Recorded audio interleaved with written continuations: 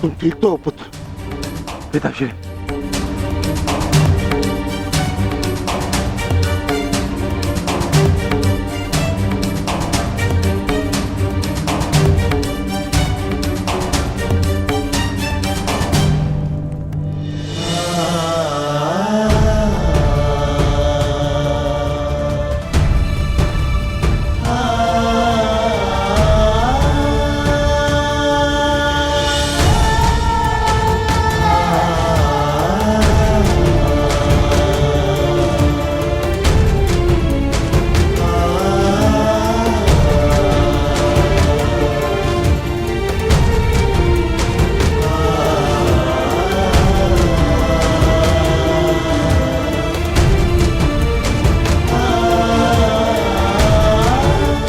सबका जन्म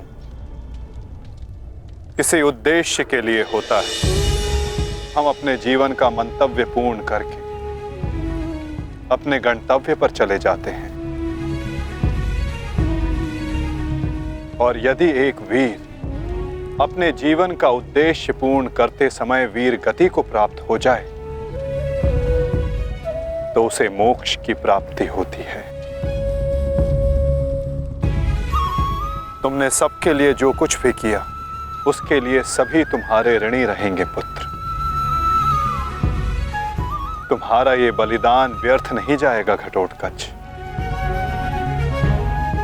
और इन्हीं बलिदानों से हम इस युद्ध में विजय पा सकेंगे। जिस भविष्य के लिए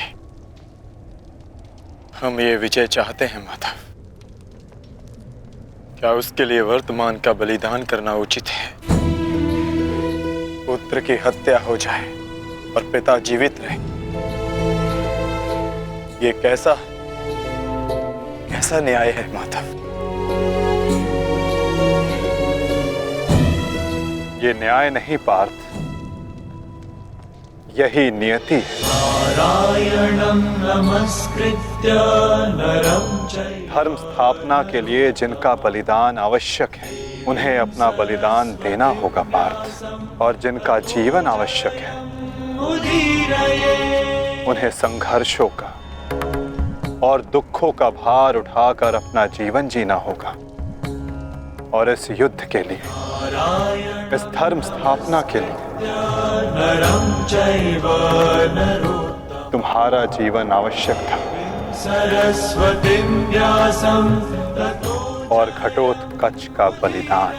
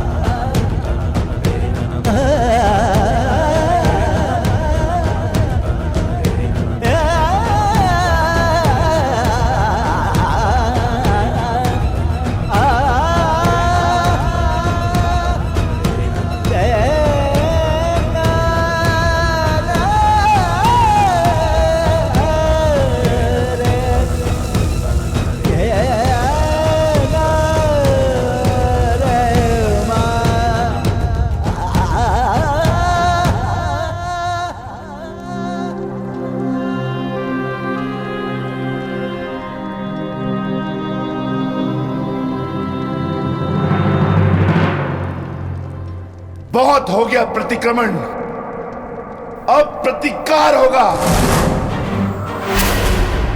प्रतिकार होगा विकोदर, और वो भी उचित स्थान पर। और अब हमारा लक्ष्य होगा कौरव सेनापति द्रोण।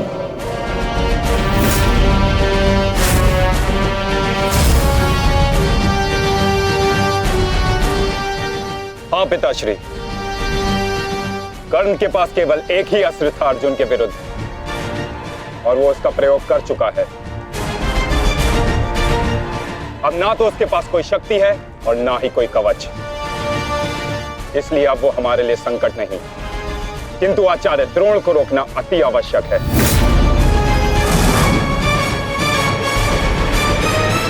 उन्होंने आज भी हमारी सेना को बहुत भारी क्षति पहुंचाई है। अब द्रोण का वध आवश्यक है।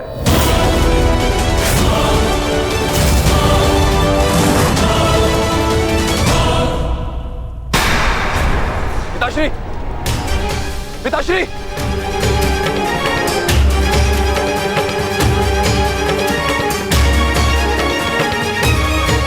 मैं कायरों की भांति युद्ध भूमि छोड़कर नहीं जाऊंगा। मैंने मित्र दुर्योधन को वचन दिया और मैं अपना वचन नहीं तोड़ सकता। एक बात का स्मरण रहे अश्वत्थामा, कि धर्म अधर्म की बात करना हमें शोभा नहीं देता।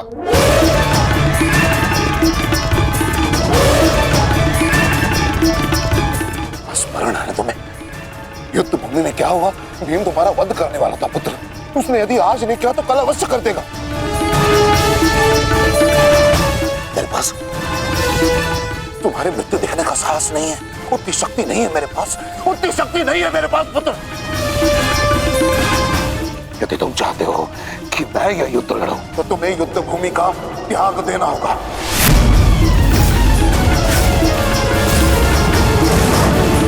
वचन दो मुझे कि तुम युद्ध भूमि का त्याग कर दोगे।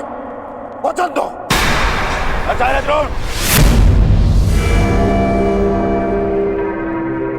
यदि ऐसा है तो आप यह युद्ध भूमि छोड़कर जा सकते हैं, परंतु मेरा ये मित्र कहीं नहीं जाएगा। वैसे भी आप हमारे सेनापति हैं ना। सेनापति होने के पश्चात भी आप उन विपक्षियों का कुछ कर नहीं पाए, क्योंकि वो विपक्षी आपके प्रिय शिष्य हैं, इसलिए कुछ नहीं कर पाए हैं आप। शांत हो जाओ मित्र।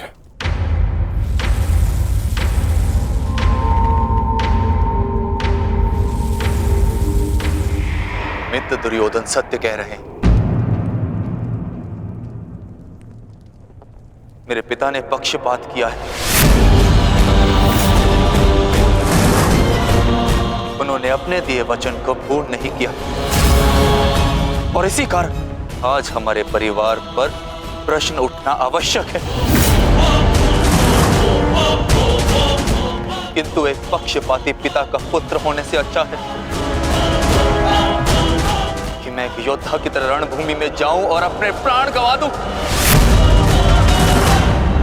बस अश्वत्थामा, अपने पिता से इस भांति कटु वचन कहना एक महान योद्धा को शोभा नहीं देता। जो अपने पिता का सबके सामने अपमान कर सकता है, उससे किसी और के सम्मान की आशा नहीं की जा सकती।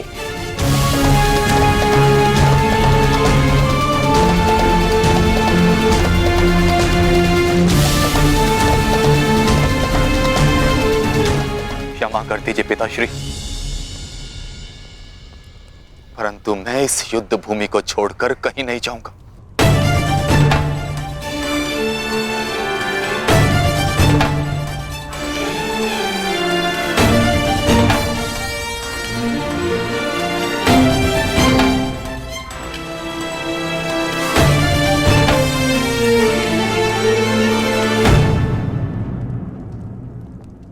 तो ठीक है पुत्र, मैं तुम्हारी इच्छा का मान रखता हूं और आशा करता हूं कि नर्क से दूर रहने की शक्ति तुम्हारे पिंडदान में हो। आज केवल तुम्हारे कारण मुझे संपूर्णता से धर्म का त्याग करना होगा। एक पुत्र पिता के लिए बल होता है, परंतु आज तुम मेरे लिए निर्बलता सिद्ध है। और आप भी सुन लीजिए युवराज, यदि मैंने अपने संपूर्ण जीवन काल में पुण्य किया है तो उन समस्त पुण्यों का मैं कवच निर्मित करता हूं। यदि अपने जीवन में मैंने अपने शिष्यों को समान रूप से देखा होगा तो इस कवच को कोई नहीं फेंक सकता, कोई नहीं। यदि मैंने अपने शिष्यों को संभावना से कम और समर्पण से अधिक शिक्षा नहीं दी होगी तो आज मेरे हाथों से मेरे शस्त्रों को कोई नहीं छीन सकता। इसलिए मैं भारद्वाज पुत्र द्रोण प्रण लेता हूं कि इस कुरुक्षेत्र में जो योद्धा मेरे समक्ष आएगा मैं उसका वध कर दूंगा।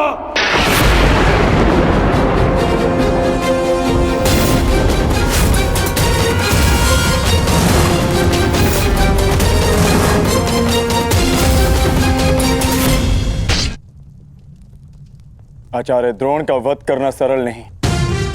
परशुराम के दिए गए उनके पास ऐसे कई अस्त्र हैं जिनका हमें अनुमान तक भी नहीं। मेरे पुत्र का जन्म केवल द्रोण के वध के लिए हुआ है। मुझे पूर्ण विश्वास है कि मेरा पुत्र अपने जीवन के इस उद्देश्य में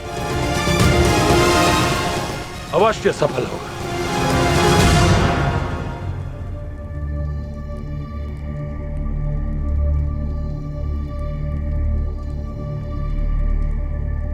ये युद्ध सरल नहीं है कर्ण। तुम्हें अपना ध्यान केवल युद्ध पर केंद्रित करना होगा। मेरी चिंता का कारण मोह है वृषाली। वो मोह जो बड़े से बड़े योद्धा को निर्बल कर देता है और किसी की निर्बलता शत्रु का सबसे बड़ा शस्त्र न बन जाए। बस इसी बात की चिंता है। तुम्हारी चिंता स्वाभाविक है पार्थ। आचार्य द्रोण का वध करना सरल नहीं है, दृष्टद्युम्न के लिए भी नहीं।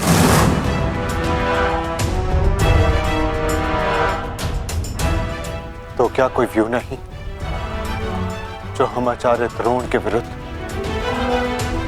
उपयोग कर सकें? मैंने कहा कि आचार्य द्रोण का वध करना सरल नहीं।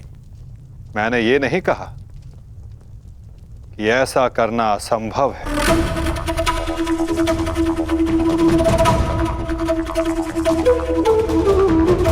एक व्यू है जिसे आचार्य द्रोण भी नहीं तोड़ सकते।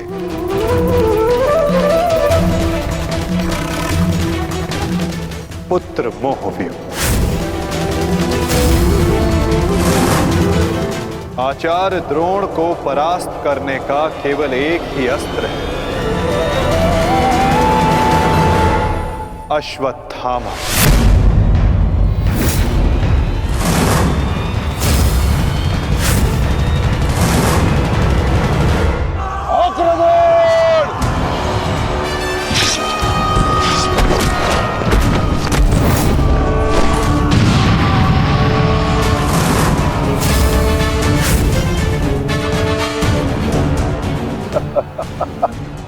अच्छा है, तीसों भाई एक साथ मेरे समक्ष आ गए। अब नर्क तक की यात्रा के मार्ग में एकाकी अनुभव नहीं करोगे। सावधान भीम।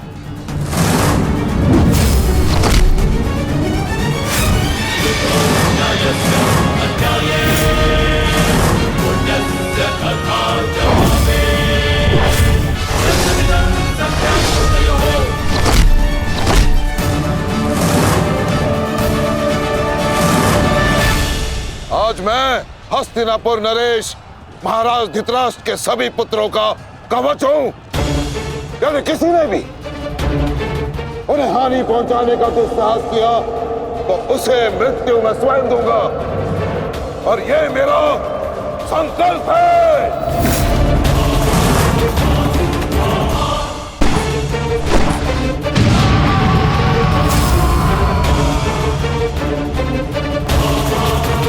माधव, अश्वत्थामा को घेरने की योजना क्या है? हमारी योजना तो कब की प्रारंभ हो चुकी है पार्थ। क्या हुआ अश्वत्थामा? तुम्हारे पिताश्री कहाँ हैं? कहीं अपने काल को आता देख, कहीं छिप तो नहीं गए? दृष्टिद्युम्न! ना आचार्य द्रोण किसी से भयभीत है और ना ही उनका पुत्र। आज अपने पिता के काल का काल मैं स्वयं बनूंगा।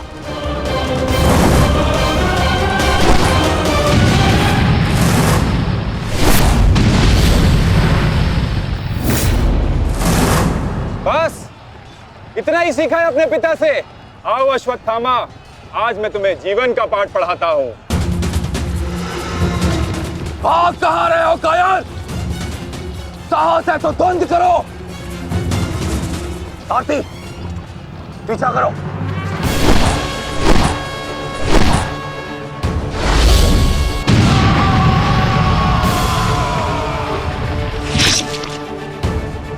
मित्र, अश्वत्थामा कहीं दिख नहीं रहा। कहीं वो शत्रु के घेरे में गिर ना जाए। तुम आचार्य द्रोण के पीछे जाओ, मैं अश्वत्थामा को खोजता हूँ। ठीक है मित्र। सारथी, चलो सत्यसेन।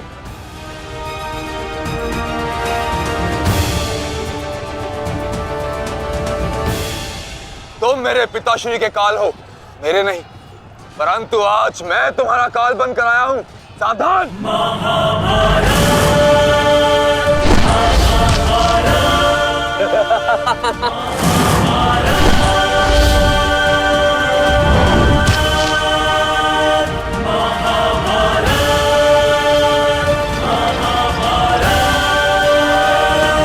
अच्छा हुआ कि पिता और पुत्र दोनों एक साथ मेरे सामने आ गए। आज तुम दोनों मेरे हाथों वीर गति को प्राप्त हो गए।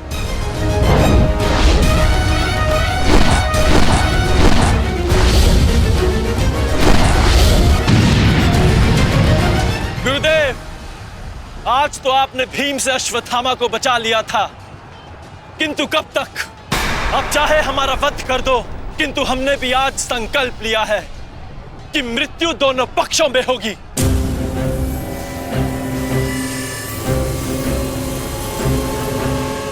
चलो सारथी, हमें वापस जाना है। शीघ्र करो। अश्वत्थामा कहाँ है? अश्वत्थामा कहीं दिखाई नहीं दे रहा आचार्य, परंतु कर्ण उसी की खोज में गया है। चलो सारथी।